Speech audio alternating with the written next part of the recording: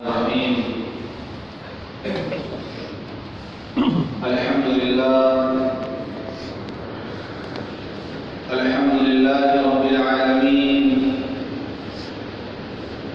والصلاة والسلام على سيد الأنبياء والمرسلين وخاتم النبيين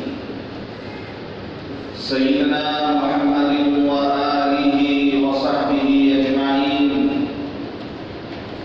ومن تبعهم بإحسان ودعا بدعوتهم إلى يوم الدين. أما بعد، قال الله سبحانه وتعالى في القرآن المجيد والفرقان الحميد: أعوذ بالله من الشيطان الرجيم، بسم الله الرحمن الرحيم. لن ينال الله لحومها ولا دماؤها ولكن يناله التقوى منكم.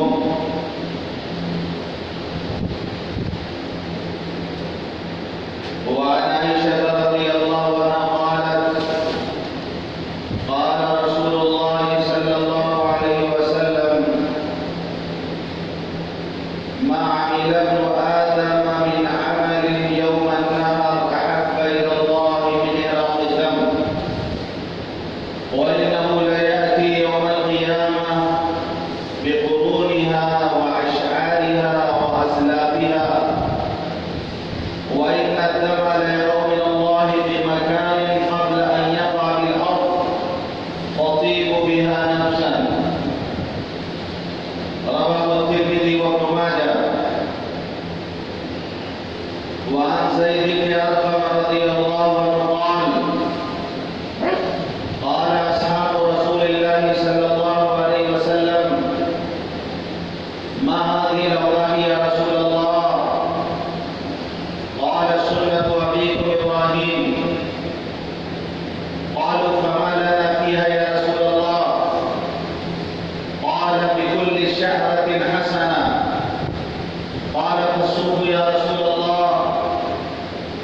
قال: بكل شعرة من الصوف حسنة. رواه أحمد وابن ماجه، أو كما قال عليه الصلاة والسلام. محترم بزرگوں، دوستوں، دین بھائیوں، اس کائنات میں ہر وقت اللہ کا حکم جاری اور ساری ہے. ہر حال میں اللہ کی مرضی پوری ہوتی ہے. ہم جتنا بھی چاہ لیں کہ ہماری مرضی پوری ہو جائے، لیکن ہماری مرضی اسی وقت پوری ہوگی جب اللہ چاہے گا.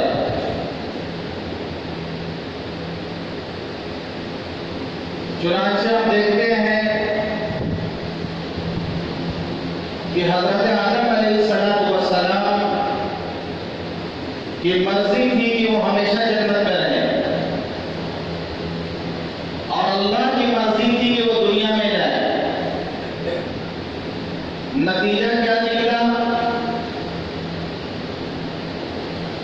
کہ اللہ تعالیٰ نے حضرت آدم علیہ السلام کو دنیا میں بھیج دیا اور اللہ کی مرضی پوری ہوئی. حضرت نوح علیہ السلام، اللہ نے اسے وعدہ کیا تھا کہ جب طوفان آئے گا تو ہم آپ کے گھر والوں کو بچا لیں گے. طوفان آیا، اپنے بیٹے کو انہوں نے دیکھا اور اس کو مخاطب کر کے کہا: یا بنی ارکب معنا ولا تکن مع الکافرین.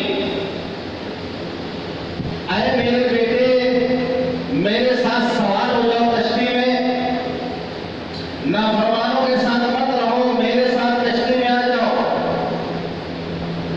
قال سآوی الی جبل یعصمنی من الماء.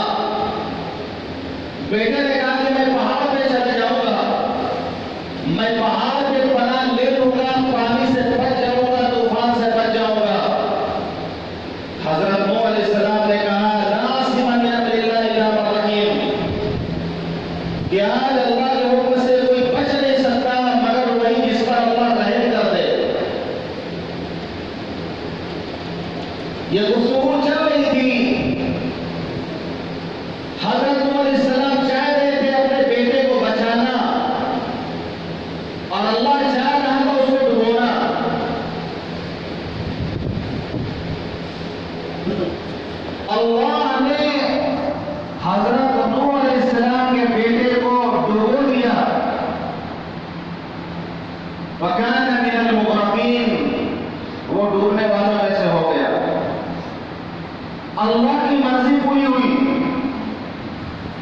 اللہ نے وعدہ کیا تھا حضرت نوح علیہ السلام سے کہ ہم تمہارے گھر والوں کو بچا لیں گے.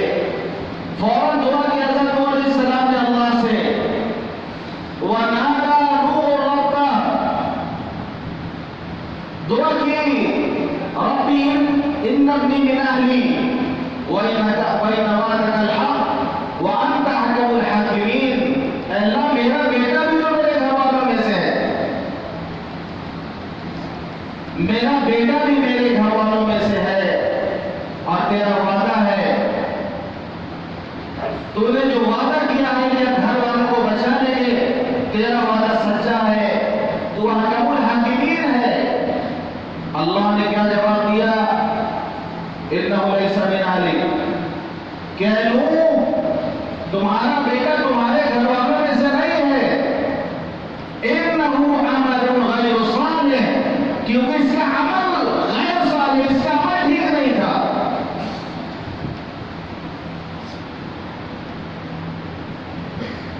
مجھ سے اسی چیز کا سوال نہ کرو جس کا تمہیں علم نہیں ہے. وَلَا تَسْأَلْ مَا لَيْسَ لَكَ بِهِ عِلْمٌ.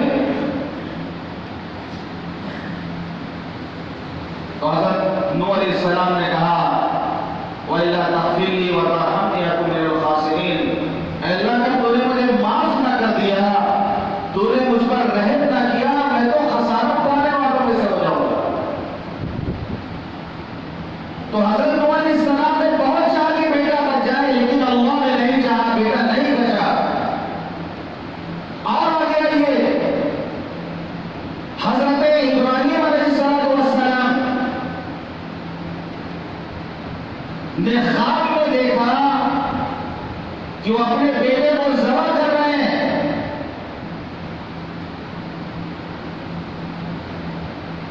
قال يا بني إني أرى في المنام أني أذبحك فانظر ماذا ترى. بلایا اپنے حضرت جگر کو اور کہا کہ میں نے خواب دیکھا ہے کہ میں تمہیں اپنے ہاتھوں سے ذبح کر رہا ہوں، بتاؤ تمہاری کیا رائے ہے.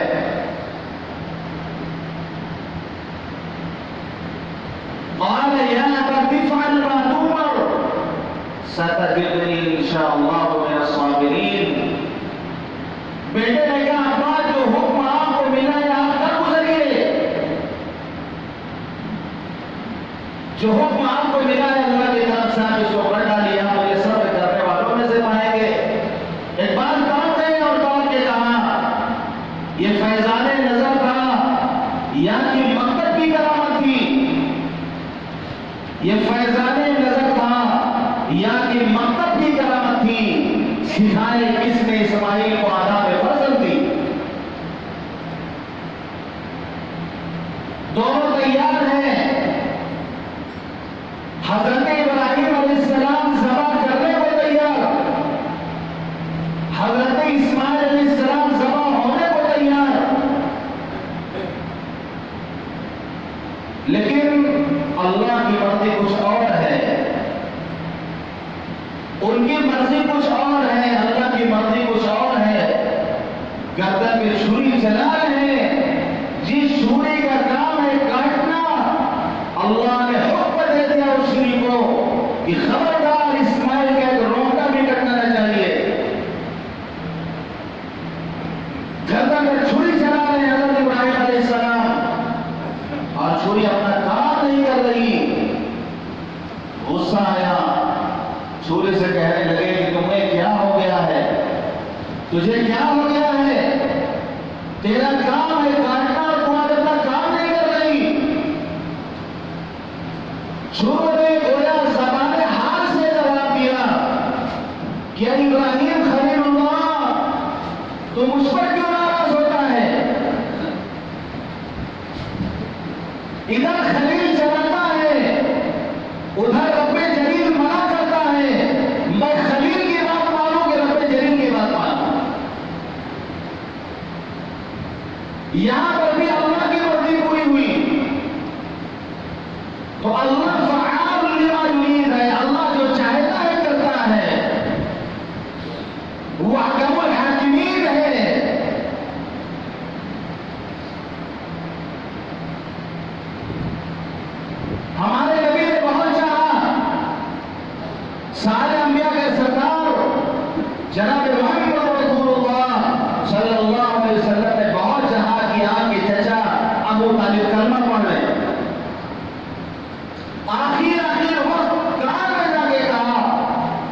کہ چچا آپ آہستہ سے میرے کام میں کلمہ پڑھ رہے ہیں، میں اللہ کے یہاں گواہی دے دوں گا، میں بچا لوں گا آپ کو۔ نبی نے بہت چاہا، بہت کوشش کی، لیکن اللہ نے نہیں چاہا۔ اللہ نے کہہ دیا انک لا تہدی من احببت ولکن اللہ یہدی من یشاء، کہ نبی آپ جس کو ہدایت دینا چاہیں آپ ہدایت نہیں دے سکتے، آپ کا کام ہدایت دینا نہیں ہے، ہدایت دینا تو اللہ کا کام ہے۔ نبی کے لاکھ چاہنے کے باوجود اللہ نے ابھی ابو طالب کو ہدایت نہیں دی، اور وہ وحشی جس نے حضور پاک صلی اللہ علیہ وسلم کے شہید چچا حضرت حمزہ کو شہید کیا تھا، جس وحشی کو دیکھ کے آپ نے فرمایا تھا کہ وحشی میری آنکھوں کے سامنے بتایا کرو، میری آنکھوں کے سامنے بتایا کرو، مجھے میرے چچا یاد آ جاتے ہیں۔ جب اللہ نے چاہا تو وحشی کو ایمان کی دولت اللہ نے دے دی، اور حضرت وحشی رضی اللہ عنہ بن گئے۔ تو انک لا تہدی من احببت ولکن اللہ یہدی من یشاء، ہدایت دینا اللہ کا کام ہے۔ جب یہ آیت نازل ہوئی تو حضرت بلال حبشی رضی اللہ عنہ خوشی سے زمین میں لوٹ پوٹ ہو رہے تھے، لوٹ رہے تھے خوشی سے زمین میں کہ اللہ تیرا شکر ہے تو نے ہدایت اپنے ہاتھوں میں رکھا، اگر نبی کے ہاتھوں میں ہدایت ہوتی تو پتہ نہیں میرا نمبر کب آتا، یہ کالا کنوں کا غلام اس کا نمبر پتہ نہیں کب آتا، نمبر آتا بھی کہ نہیں آتا۔ پہلا اپنے گھر والوں کو دیکھتے، خاندان والوں کو دیکھتے، اپنے عزیزہ اقربا کو دیکھتے، میں تو غلام تھا جس پر ظلم کیا جاتا تھا، میرا نمبر پتہ نہیں کب آیا۔ اللہ تیرا شکر ہے کہ تو نے ہدایت اپنے ہاتھ میں رکھا اور مجھے پہلے کو نے ایمان کی ہدایت دے دی۔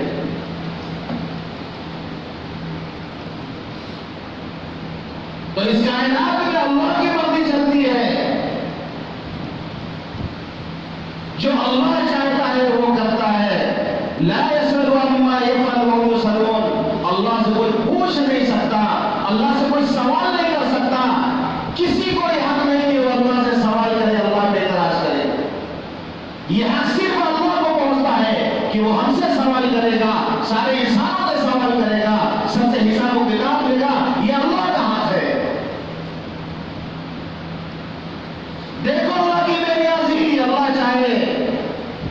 چاہے تو کچھ پرست کے گھر میں نبی کو پیدا کر دے، اللہ چاہے تو نبی کے گھر میں کچھ پرست کو پیدا کر دے۔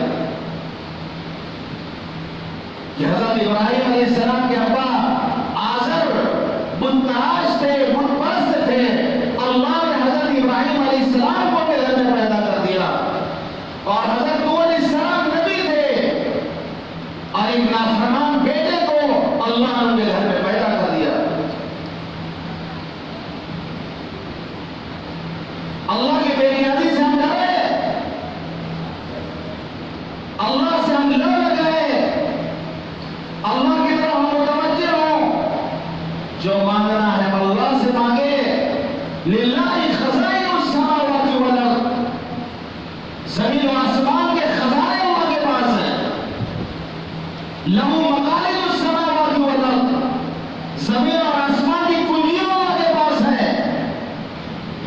اللہ جس کو جب چاہے، جتنا چاہے، جس کو چاہے اللہ عطا کرتا ہے۔ اللہ نہ دینا چاہے ساری دنیا مل کر نہیں دے سکتی، اللہ دینا چاہے ساری دنیا مل کر نہیں روک سکتی۔ اللہ جسے ہدایت دینا چاہے اسے کوئی گمراہ نہیں کر سکتا، اللہ جسے گمراہ کرنا چاہے اسے کوئی ہدایت نہیں دے سکتا۔ ہم اپنے عقیدوں کو درست کریں، ہم اپنے عقیدے کو مضبوط کریں کہ اللہ کی مرضی کے بغیر، اللہ کے حکم کے بغیر نہ کوئی پتا ہل سکتا ہے، نہ کوئی ذرہ اڑ سکتا ہے۔ اس کائنات میں جو کچھ ہوتا ہے اللہ کی مرضی سے ہوتا ہے، اللہ کے حکم سے ہوتا ہے۔ سب کے سب اللہ کے سامنے بے بس ہیں، کیا فرشتے، کیا انبیاء،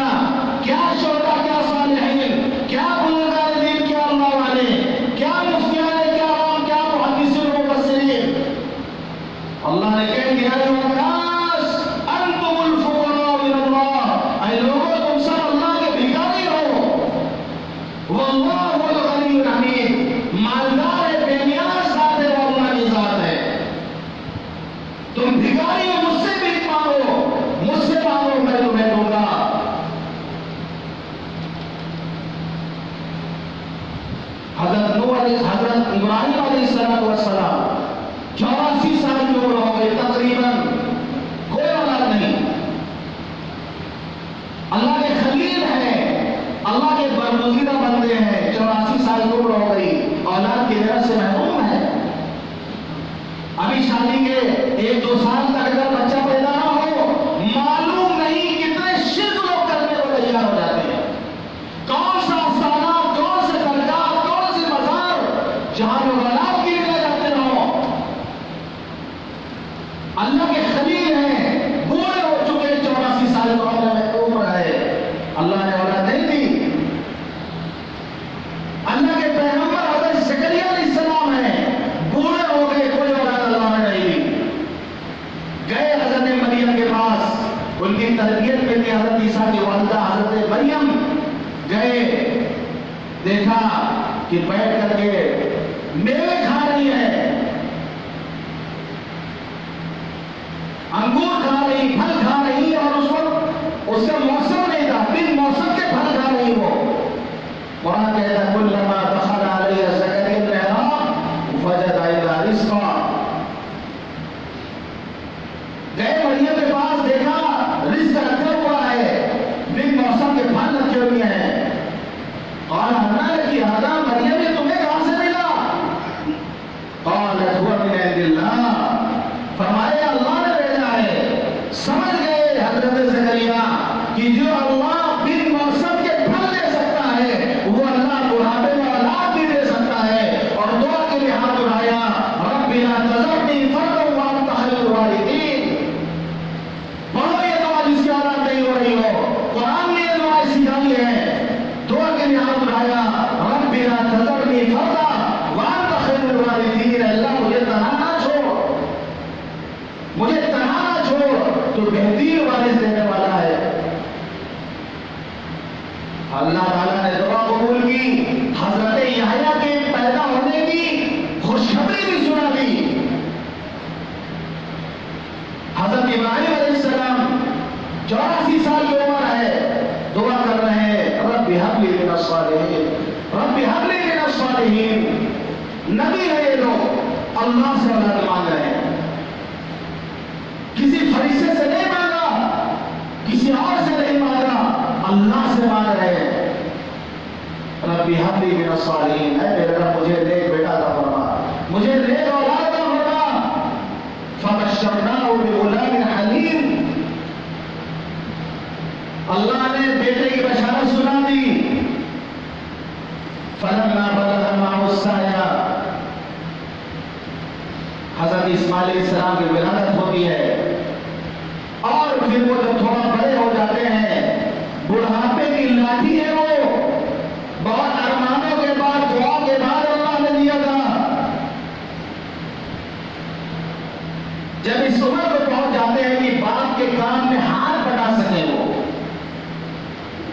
تو اللہ نے حکم دیا کہ میرے خلیل اپنے اس لفظ جگر کو میرے نام کو قربان کر دو. یہ اللہ کا حکم آتا ہے. اگر میں اس واقعے کو مختصر بیان کروں حفیظ جالندری کی زبان میں، تو انہوں نے کہا، فارسی کا لفظ ہے پیدر، مطلب باپ.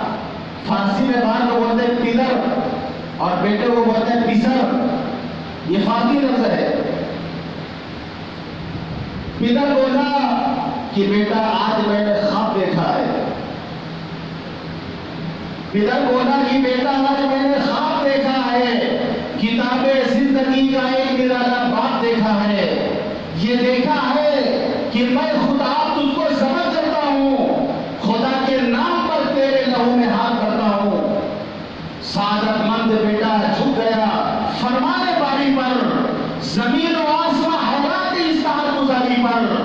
کہا فرزند نے باپ اسماعیل صابر ہے، خدا کے حکم پر بندہ پہ تعمیر حاضر ہے، مگر آنکھوں پہ پہلے آپ پٹی باندھ لیجیے گا، میرے ہاتھوں میں اور پیروں میں رسی باندھ لیجیے گا. مبادہ آپ کو صورت میں میری رحم آ جائے، مبادہ میں کمر پر چھوٹ جاؤں، ہاتھ تھم رہے. ہوئی اب ہر دوا تیار، دو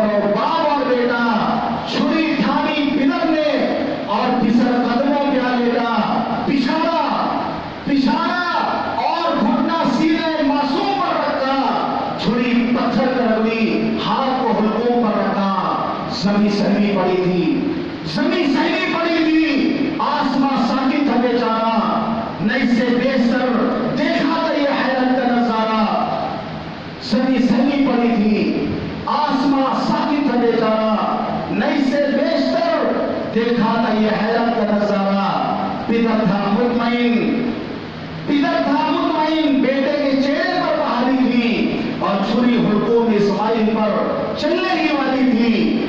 مشیت کا مگر دریائے رحمت جوش میں آیا کہ اسماعیل کا ایک روٹا کٹنے نہیں پایا۔ ہوئے جبریل نازل اور تھاما ہاتھ حضرت کا، کہا بس انتہا مقصود تھا اظہار جرأت کا۔ ہوئے جبریل نازل اور تھاما ہاتھ حضرت کا، کہا بس انتہا مقصود تھا اظہار جرأت کا۔ یہ اس واقعہ حافظ جلندری نے مختصر طور پہ بیان کیا۔ یہ واقعہ پیش آیا اور اسی کی یاد میں ہمیں حکم دیا گیا کہ ہم میں سے جو صاحب حیثیت ہے وہ قربانی کرے۔ اور آج کے دن کا سب سے پہلا عمل کہ عید قربانی خطبہ میں حضور پاک صلی اللہ علیہ وسلم نے ارشاد فرمایا کہ آج کے دن کا سب سے پہلا کام یہ ہے کہ ہم عید کی 2 رکعت نماز ادا کریں اور اس کے بعد قربانی کریں۔ جس نے نماز سے پہلے قربانی کر دی اس کی قربانی ادا نہیں ہوگی، اس نے اپنے گھر والوں کے کھانے کے لیے بکری ذبح کی ہے بس۔ ایک نماز سے پہلے قربانی کر دی ہے، وہ دوسری قربانی کریں، ان کی قربانی ادا نہیں ہوئی۔ تو آج کے دن کا سب سے پہلا عمل یہ ہے کہ ہم فجر کی نماز چھوڑ کر عید کی نماز پڑھ رہے ہیں۔ آج کے دن کا پہلا عمل یہ ہے کہ فجر کی نماز نہیں پڑھیں گے، گھر میں رہیں گے اور 2 رکعت بقرعید کی نماز پڑھنے کے لیے مسجد میں آئیں گے، عیدگاہ میں۔ کم از کم آج تو بھیڑ ہو جاتی ہے، کم از کم فجر میں آج تو مسجد بھر جاتی ہے۔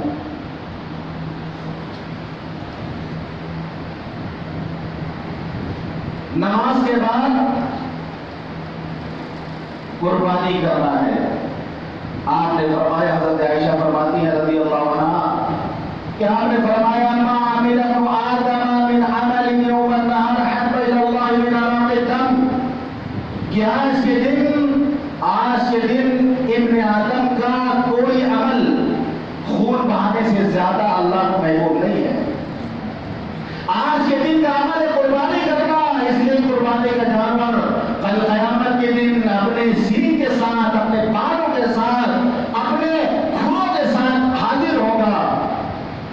وَإِنَّ الدَّمَ لَيَقَعُ مِنَ اللَّهِ مَكَانٍ قَبْلَ أَن يَقَعَ الْأَرْضُ، اور جب قربانی کی جاتی ہے اس کا خون زمین پر گرنے سے پہلے اللہ کے یہاں قبولیت کا درجہ حاصل کر لیتا ہے۔ فَطِيبُوا بِهَا نَفْسًا، اے اللہ کے بندوں دل کی خوشی سے قربانی کرو، بوجھ سمجھ کر نہیں، دل کی خوشی کے ساتھ قربانی کرو، اخلاص پیدا کرو، نام و نمود سے بچو، ریاکاری سے بچو، دکھاوے سے بچو، ورنہ ہمیں کوئی حق نہیں پہنچتا کہ ہم کسی کی جان لیں۔